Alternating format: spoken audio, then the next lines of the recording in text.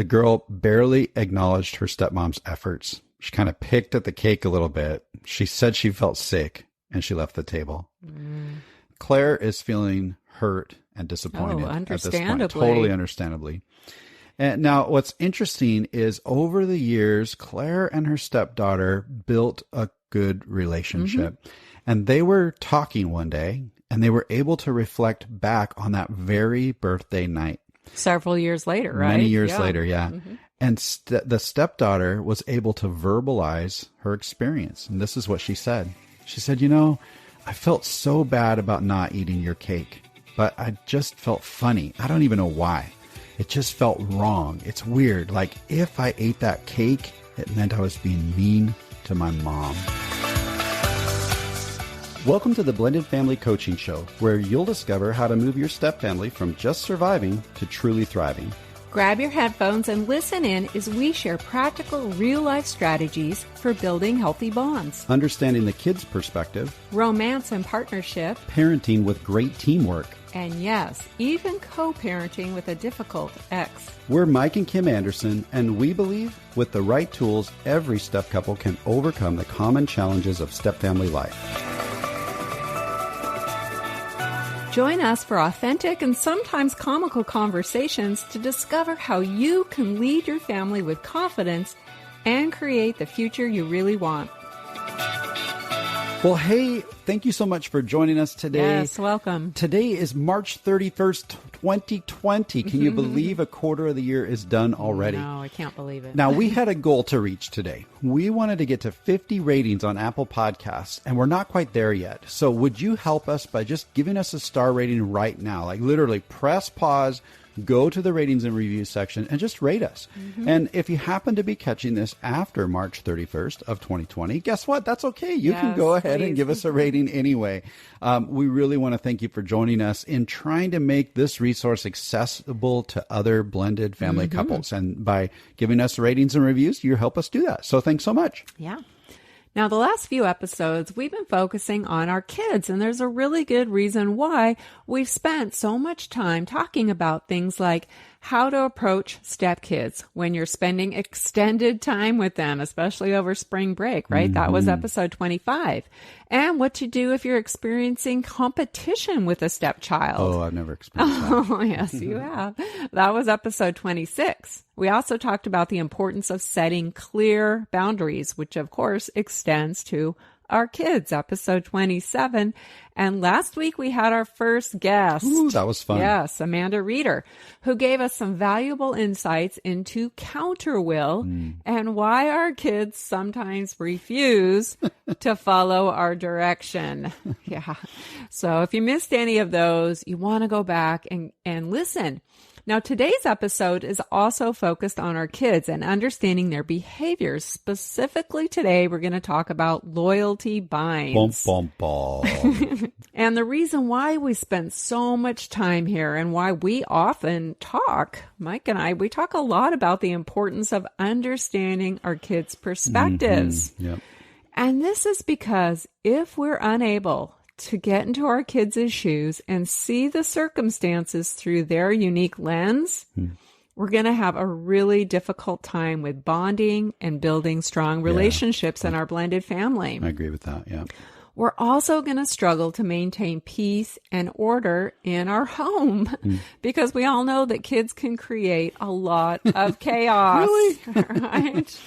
And often their behavior is misunderstood by us as the adults. So by getting into the kids' shoes and approaching our kids from a new perspective, their perspective, right, yeah. rather than labeling them or demanding they comply, which we know is not helpful, we can actually help our kids to move through these difficult emotions that they experience through blending. And we can work together as a team to reduce the chaos. And as a result, we're going to be nurturing and growing stronger bonds. And that's the goal. That's why we're going here. Yep. Now, you said the term loyalty bind. So it's probably best that we start out figuring out, well, exactly what is a loyalty bind? How do we define that? And how are our kids impacted by it, right? Well, a loyalty bind, it's a perceived tension that our kids have. And it's a tension around the loyalty between mom and stepmom in the other home, right? Or dad and stepdad in the other home. And kids that are struggling with this loyalty bind, they feel like, if I'm having fun, if I'm liking or even loving my step parent, I'm somehow betraying my bio parent in the other home. Yeah. So if I like stepmom, I'm now betraying mom. Yeah. If I have fun with stepdad, I'm now betraying dad, right? So we want to give, just to kind of put an exclamation point on that or punctuate it a bit, I want to give a real life example of this. And we've heard lots of them, but I love how thorough Patricia Papernow's story in her book, Surviving and Thriving in Stepfamily Relationships is, because we hear about this from lots of couples that we work with. Sure, it's but common. this specific example not only reflects the confusion and the tension that the child might be experiencing, but it also illustrates the painful emotions of the step parent, because they get caught in there, and those are really challenging emotions. And there's a conclusion in this story that really hits the nail on the head about how this impacts all the relationships. So good. Yeah, it's good. So here we go. Story time. Ready? Everybody just get ready for story time with Uncle Mike. It's a true story, by the way. Yes, it is. Okay, here we go. So Claire took the afternoon off of work to lovingly prepare her stepdaughter's favorite cake for her birthday. And she did it from scratch, not out of a box. Wow. I'm impressed. Already, this is an awesome stepmom, right? Yeah. After the family enjoyed the girls' birthday dinner that night, Claire unveils her work of art, expecting her stepdaughter to be absolutely thrilled. But instead, the girl barely acknowledged her stepmom's efforts. She kind of picked at the cake a little bit. She said she felt sick, and she left the table. Now, Claire is feeling hurt and disappointed at this point. Totally understandably. And now what's interesting is over the years, Claire and her stepdaughter built a good relationship. And they were talking one day, and they were able to reflect back on that very birthday night. Several years later, right? Many years later, yeah. And the stepdaughter was able to verbalize her experience. And this is what she said. She said, I felt so bad about not eating your cake, but I just felt funny. I don't even know why. It just felt wrong. It's weird. Like if I ate that cake, it meant I was being mean to my mom. Man, can you hear the tension in that child? And wow, how powerful it is later, all those years later, for her to look back on that and even remember that tension. So, sometimes we look back on times in life where we kind of remember these little memories, but it's those times where emotions are heightened that we really remember things. Yeah, it was significant. And it wasn't just an emotional strain and burden, but a physical. She felt physically ill. Yeah. That's how much tension is in our kids when they experience a loyalty bind. Yeah, Patricia Papernow goes on to say that loyalty binds in step families are normal. And we know that step family structure actually puts parents and kids on different wavelengths, right? We just have different perspectives than our kids do.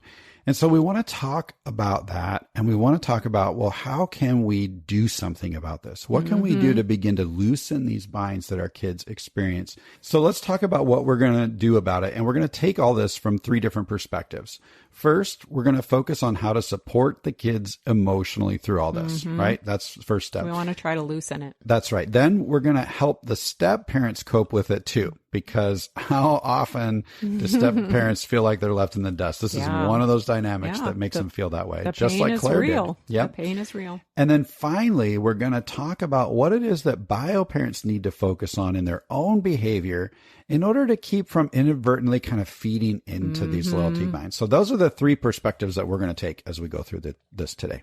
All right, so let's dive in. How do we help our kids process these emotions so that they can eventually be released from this tension of the loyalty bind, or at least how can we help them to loosen it to some degree? Yeah, less tension. Yeah. Now, back in episode 7, we go through the steps of emotion coaching kids to help them process through difficult emotions. And we're going to link that episode in the show notes, because this is where you need to start with the emotion coaching.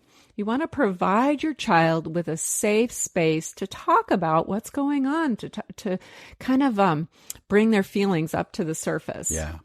So if you believe that a child in your home is struggling with a loyalty bind, go back and listen to that episode number 7, or read the book, the John Gottman book, How to Raise an Emotionally Healthy Child. That's a really great book if you want to go deep. Now, the reason I say emotion coaching is so important is because our kids need to know that we get them. Yeah. Your child needs to know you get them and that you're a safe person for them to talk to and process with. And I would argue that that's true between step-parents and stepchildren as well. Yes. Stepchildren really need to know that step-parents get them. Mm-hmm. Yeah. So usually this would be the bio-parent because the bio-parent has that long-standing bond with the child, but it could also be an empathetic step-parent who the child is close with and open to connecting with. Right. And, step-parents need to keep themselves available, even if they haven't built a close bond yet. So, step-parents can really benefit from learning this whole emotion coaching thing. And emotion coaching really isn't that complicated. No, it's not. So we really just want to get curious and listen with empathy to what the child is experiencing. That's the key. Now, step family expert Patricia Papernow states that a loyalty bind talk can help loosen the bind for kids. Yeah. So what a loyalty bind talk is, either a parent, a step parent, or really anyone that has that close relationship with the child, they can engage in a conversation that sounds something like this.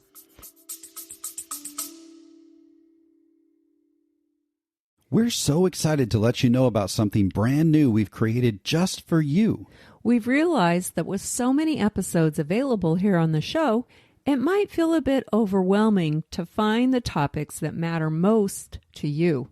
That's why we've created a simple tool for you to receive a personalized playlist focused on your current struggle or your biggest challenge. That's right. It's called the Blended Family Breakthrough Quiz. You'll answer just a few questions, and based on your responses, we'll email you a curated custom playlist of episodes that are specific to you.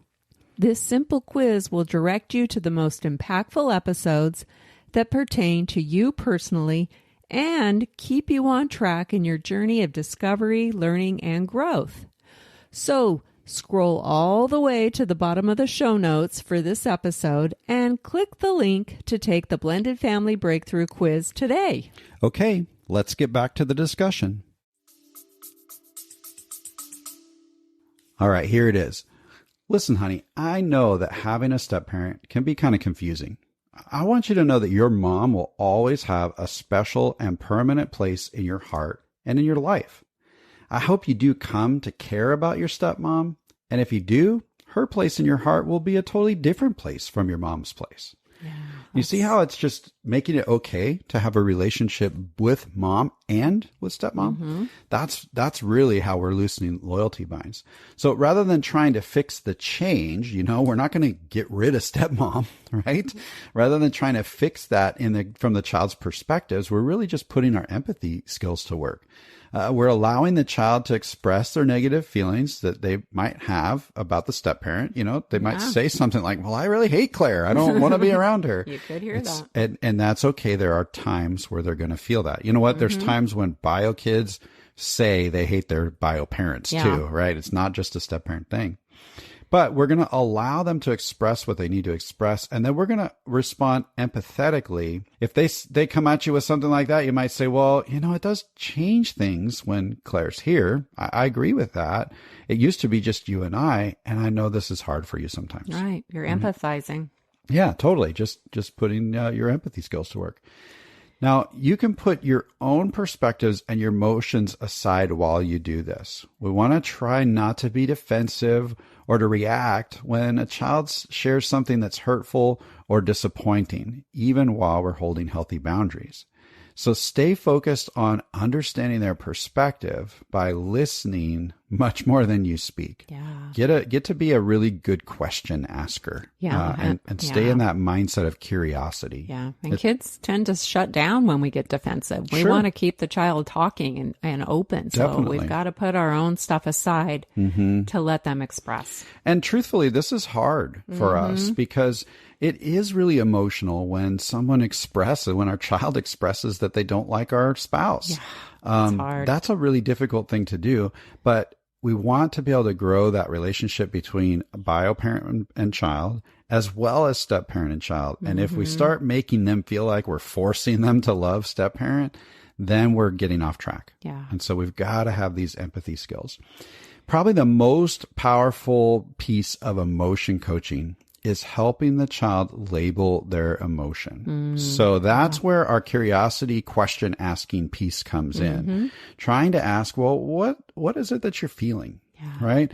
Trying to get them to express, I feel left out. I feel sad. I feel like I'm being mean to my mom if I acknowledge my stepmom, right? If they could verbalize that would be so awesome, because then you can help them work through that. And this step alone, getting them to actually express that emotion, can actually alleviate their discomfort, because once they have their feelings known, they can verbalize them not only for themselves, but also to a trusted adult in a safe place. That starts to really reduce the tension. So try to see how you can put those empathy skills to work. Stay curious and ask questions. Right. And the last step is around problem solving. And this doesn't mean that we go into fix-it mode or that we try to convince the child they should feel differently. The truth is there probably isn't a silver lining in this situation. And trying to dismiss the child's reality or redirect them to a more positive perspective, it's really not going to help them. This is about helping the child to explore what might be helpful in the current situation, right? Remember that there's going to be a lot of problems in your blended family that you really couldn't fix even if you wanted to, right? If they say something like, well, I don't want my step parent here anymore. Well, you can't fix that problem. Right? Yeah. You also, like you said, you can't just try to put a silver lining around it, because silver linings are basically saying you shouldn't feel the way you feel. And we don't want to do that. Yeah. The goal here of problem solving is about helping the child to accept the things that aren't going to change. Okay. Well, they brainstorm some ideas that could make things a little bit easier for them. So you're helping them to brainstorm. And you can certainly make suggestions or ask for permission to make suggestions is really helpful, but they need to own their own solutions, or they need to continue to process through those troubling emotions if they aren't ready for problem solving yet. Yeah. Let's talk practically, how do we do that for just a second? One way to take a look at that is ask them a question that really narrows or hones in on one thing for them. Maybe you could say, hey, what could we do about one frustrating thing and make it just a little bit smaller for you? Yeah. Or what's one thing you wish we could make a little bit bigger or more for you, like a positive thing, and help them to just take one step. If we approach this in, from a problem solving mode around, how can we make things better? How can we make things easier? That it'll have a tendency to make any of us, including the kids, to be a bit overwhelmed because there's so much going on. But if we can say, what's the one thing that's really frustrating for you? And let's brainstorm how we can make that just a little bit less. Yeah. We're not going to fix it or change it, but we're going to make it a little bit less. Yeah. So that, just from a practical standpoint, is a way you can dive into that. Definitely. And here's the thing, so far we've been talking about just one child, right? Pretty much every step family we work with has multiple kids. And what you need to keep in mind is this isn't a blanket discovery process for all the kids at the same time. We're talking about one individual child, because different kids in the same blended family can and often do move at a different pace. Yeah. So it's okay. And in fact, it might be even necessary for you to support one child a little differently than another one based on what they're experiencing and what they're expressing. Yeah. So really kind of look at each of your children through individual lenses when you go through this process. Yeah. And the behaviors you're seeing in the kids, that's going to be your clue. So how do we help step parents cope with this dynamic? Because this can be hard on a step parent, right? Yep. And we want to empathize with them.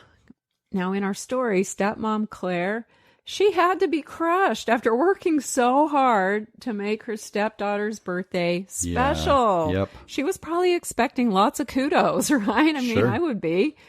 And then not only did her stepdaughter reject her cake, but she failed to even acknowledge all these efforts that she had put in. I mean, ouch, that hurts. That's true. crushing. Being rejected, even for the most understandable reasons, is hard for step parents. That's right. I can attest to that. Yeah. And, you know, they might try redoubling their efforts to connect, right? They might even try harder to break through, only to be pushed away more firmly by the stepchild. This can go on and on. We've got to remember that relational bonds in a step family take time. Trust, respect, and love really can't be forced or rushed. So step parents, they've got to keep their expectations in line and remember to have a crock pot mentality. That's the best way to cook a step family. Time and low heat are essential for your journey. Now, if you don't know what we're talking about and you're going crock pot mentality, Yeah, what are they talking about? Suddenly it's a cooking show. Yeah. What the? If you're wondering what that is, go ahead and check out the link to an article by Ron Deal. He's a step family expert, and this article is all about how to cook a step family. Yep. And every step parent needs to understand that this is a process. Yeah. Basically, it's just low and slow. We're going to do low pressure over a long period of time. Yeah.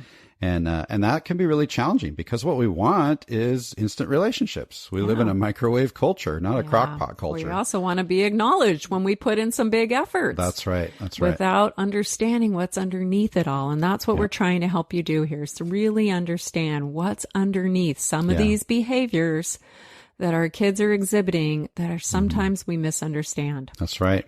Now, here's the good and the bad news. Research confirms that it's the early years for step families that are the hardest for both kids and adults. And that's really good news, especially if you're in the early years, to know, well, hey, you know, we're going to grow out of it. The bad news is the term years. It takes years for us to develop relationships. And, you know, we can speed that up when we do it really well, and we use our emotion coaching skills, and we take a crock pot strategy and all of those kinds of things. And over time, when we do that well, the greatest news is that many of the negative outcomes that our kids experience because of all the transition and divorce and all of that in the early step family life not only soften over time, but they could actually disappear, maybe.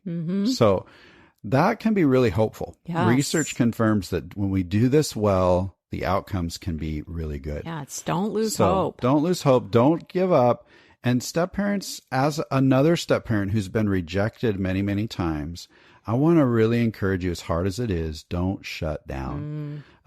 There were times where I definitely did shut down with Annika, but I had to bounce back quickly because I had to have the long game in mind. And I'm so grateful now that I didn't keep stiff arming her. But there were times where I did. And I probably some of those times are probably some of my biggest regrets. It can be really tempting to disconnect from a stepchild because they're disconnecting from you. Yeah. Right. But we're the adults and we have to go first. And even though it's natural to want to protect ourselves from the pain, we've got to resist that urge to disconnect. So I want to encourage you, even in the midst of the challenges, to continue to show up well for your stepkids.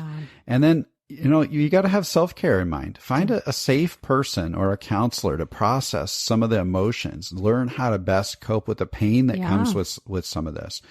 Self-care is, you know, really important so that we can stay emotionally healthy and stay in the game, stay connected to our family. Now, let's clarify what a safe person is. If it's your buddy, a lot of times that's not the right person, because your buddy wants you to feel better. And when you start hearing some of your buddies talk about, yeah, that stepdaughter shouldn't have said that. You're right. You should hold a hard line. You should, you should. Boy, I'd be really aware and have some discernment around what advice I'm going to let in. I love that my buddies want me to feel better, but I need to stay focused on what's going to be the best thing for my family and for my relationships, not just me feeling better. Yeah. That can be really hard. So be careful about who it is that you reach out to. Yeah, we've heard really disturbing things of advice giving of hold an ultimatum and hold a hard line, and it's just not helpful. It divides the family, and it doesn't help with any of these difficult dynamics. Yeah, hard lines and things that disconnect us are not healthy boundaries. It's not going to help you in the big picture. They're rigid boundaries. Yeah. If you don't know what I'm talking about there, go back and listen to the boundaries episode. So we've got to try not to take our stepchild's negativity toward us personally, as hard as it is. We've got to choose to be empathetic. And I'm going to bring up that John Gottman quote again, keeping in mind our stepkids probably aren't giving us a hard time. They're having a hard time. So that really can help our perspective. Okay. Yeah. So stay in the game. I know it's hard. I'm with you, but I know you can do it. I know you can. Yeah. All right. So let's talk about how the bio parent can help here. How does their attitude and their behaviors either tighten or loosen the loyalty binds for their kids? Because in most cases, bio parents actually have a lot of influence over this issue, whether you know it or not. Now, unfortunately, adults in step families can inadvertently feed into loyalty binds. They don't even understand or even know that they're doing it. Remember that a loyalty bind will show up in both homes when each ex-spouse has remarried. So it's not just your home. And if we want to ease the tension for our kids, we've got to be careful about how we talk about the adults in our child's other home. That's right. It can bounce back and forth. So this urge to complain about an offending ex-spouse or about that step-parent in your child's other home, this can send a powerful and toxic message to your kids. That's just feeding the bind. Yeah. Airing your opinions in front of the kids can increase their tendencies to side with or to stick up for the other home and actually turn against you. Yeah. And this can also increase the loyalty binds between the two homes, which is going to negatively impact your child's relationship in your home as well as the other home. That's right. And it just piles on more burden and more stress for your kids that they just don't need. You feel really passionate about this. I do, because I've seen so many kids hurt by this, including Annika, my daughter. Yeah, that's right. So be careful not to put your child in a position of having to decide their loyalties between you and their step-parent in the other home. Now, if your child is experiencing loyalty bind tension between you and their step-parent in the other home, you're going to add to the confusion and the stress every time you badmouth that step-parent.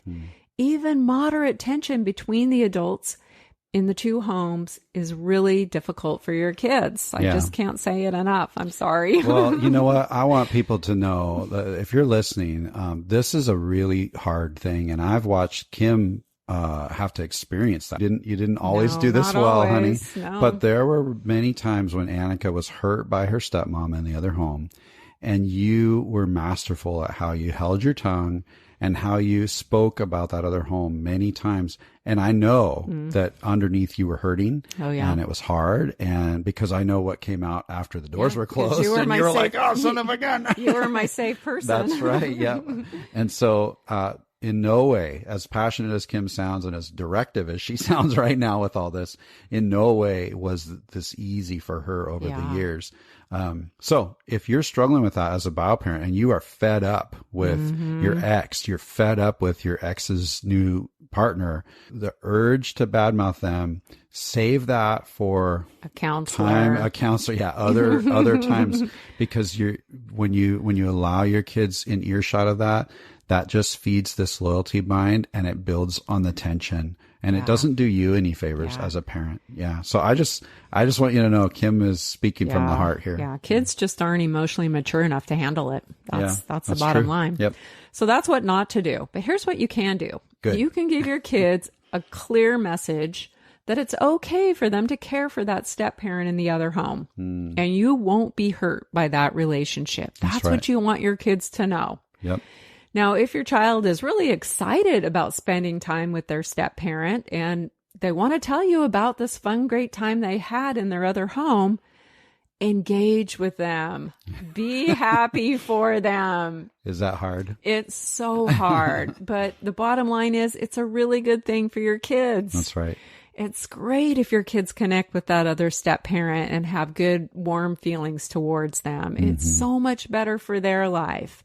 And it's going to go a long way if you can support that relationship. It's going to go a long way to loosen the loyalty binds and free your kids from unnecessary stress and confusion. Yeah, that's right. Now, I want to say one other thing about this is that sometimes a bio parent feels insecure when they see their child bonding and spending time with the step parent in the other home. You can feel threatened. You can feel like you're being replaced. It can bring in all kinds of really uneasy feelings. And they're real.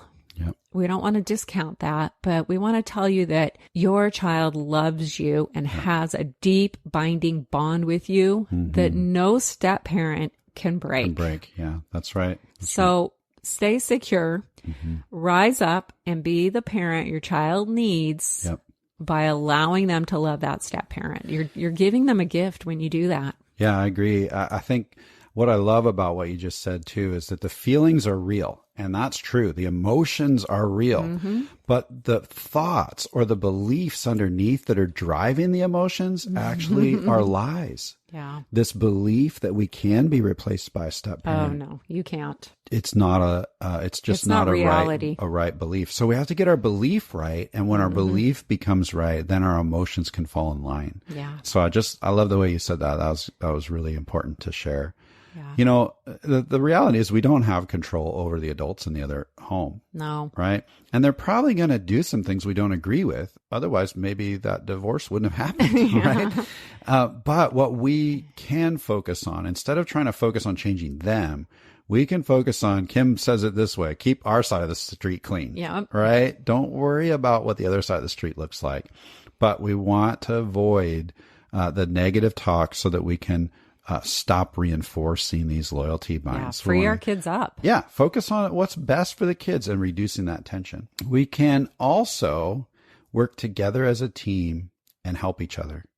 So bio parents, when you see this creep up and you see your partners, that step parent being hurt or being left in the dust. The step parent in your home. Yeah. You can comfort your partner, comfort your spouse. They're going to take hits from the loyalty bind punch, right? Yeah. And so parents often don't know how to respond when kids are just blatantly maybe disrespectful or they disregard their new spouse. Yeah, and so you having compassion after you deal with the boundaries and the respect and however you do that, you can have compassion for your spouse. And often that's one of the most powerful tools to help calm them, help remind them that they're loved, and just be there for an upset step parent. You know, Claire in our story, she needed an extra hug from her husband after her cake got rejected, right? And just that dose of care and compassion, that really would help in the process, right? Maybe something like, wow, you know, you worked really hard on that cake and I thank you for doing that. That was such a loving thing to do for my daughter. I'm so sorry that your feelings were hurt in the middle of that. Sometimes as step parents, that's all we need. We need a spouse to just recognize that this is hard. Just acknowledge it. Yeah. You know, if you jump into defense mode, right? We have couples connect with us a lot where we're in the middle of conflict because that bio parent is drawn to defending the child. And it's really easy to do. Or at the very least, ignoring the child and kind of acting like it's no big deal. But that's really not helpful for your marriage and for your relationship. Parents, sometimes you got to get out of that defense mode of your child And that doesn't mean you jump into defense mode for your spouse, but it does mean that you show up well for both of them. Yeah. And that's a challenging thing to do. Emotion coaching your kid, and in some ways, emotion coaching your spouse as well. But showing up well for both of them is really going to help. Don't avoid. Don't stay oblivious to what's going on. Open your eyes and acknowledge that this is happening. Yeah. And when you're in that position, keep in mind that you can't and you shouldn't try to convince your kids to love your partner. No. And really, you can't necessarily convince your partner to love your child either. But you can and should expect all the step family members to be civil and decent with each other. And we want to require civility, not love. Yeah. Right? Allow the love to grow slowly over time. That's right. Crock-pot. Yeah. All right. So we want you to know that loyalty binds are normal. Mm-hmm. And remember that everyone in a blended family will have vastly different perspectives and experiences. Okay. The kids in your home are dealing with stuff that you aren't. Mm-hmm. They're having to manage all these complex relationships between multiple sets of adults, some with whom that they have really strong attachment to, those bio parents, and others that are relatively new and they just don't have that same level of trust and attachment, the step parent. Yep. So keep in mind that our kids are probably not even aware of why they feel what they feel or anything about loyalties. Mm-hmm. They're just reacting to the dynamics that are so confusing to them. Remember the response from the stepdaughter in our story who was just responding to the confusion as she recalled what she felt. I just felt funny. I don't even know why. It just felt wrong. It's weird. Like, if I ate that cake, I was being mean to my mom. Mm-hmm. She didn't know why she felt that way. She was just reacting to these really difficult emotions. Yeah.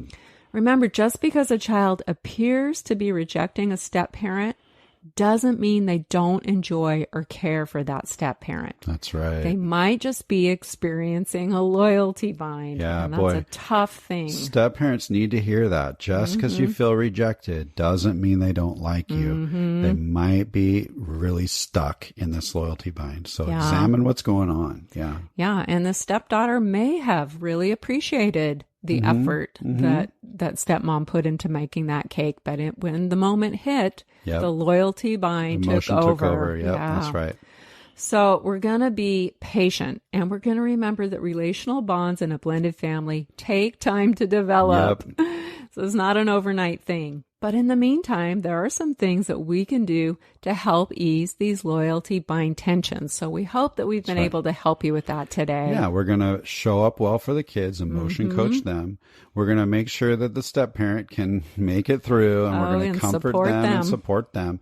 And bio parents are going to avoid those inadvertent ways that we can feed into these loyalty binds. We want to loosen the binds, not tighten the binds. Right. Those are the three. There's a lot we focals. can do. That's right. So spend this week trying to free those kids from those loyalty binds. And then next week, we're going to be talking about the difference between authority and influence. This is so important for parents and step parents to understand the difference here. Again, kind of from a child's perspective. So we look forward to talking to you about authority and influence next week. And with that, that makes this episode a wrap. Until next time.